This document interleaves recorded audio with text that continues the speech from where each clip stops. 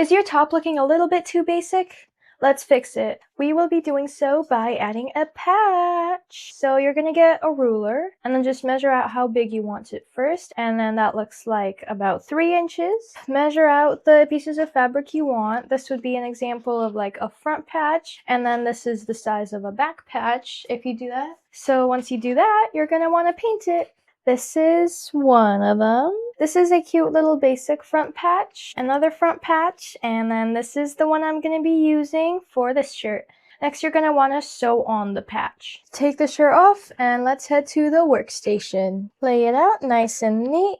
Put something underneath the front layer for sewing. I use my Prismacolor pencil case, as you can see, just so you don't sew the 2 layers of the shirt together. Center everything, make sure it is as you wish, and then you're just gonna sew around the edges. You can use either traditional sewing thread, or you can use tooth floss, which actually also is a really good way to do it. This top I did with tooth floss, and it's a really old top, and it's been holding on really well. I will be using the black thread for this though. And then once you have it all laid out, you're just going to want to start sewing. There is lots of tutorials online for how to sew. If you'd like an all-inclusive one, just let me know. It's super duper easy. Woohoo! Okay, and with that we are done. It is sewed on. So let's try it on.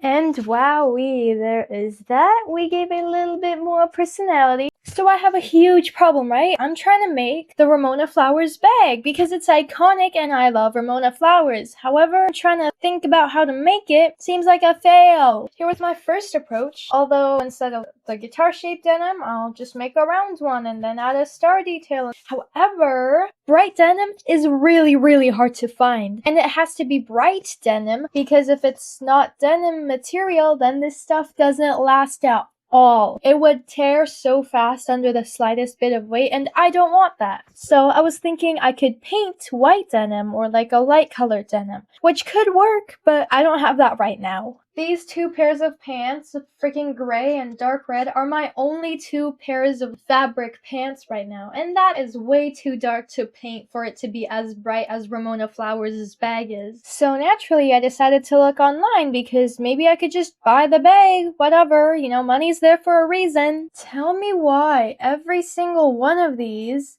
is like $50 to $40. But then I had another bright idea of maybe just buying a crossbody bag on its own and adding the star on top, since I figured, hey, the star, the Ramona Flowers inspired stuff, is what makes it so expensive.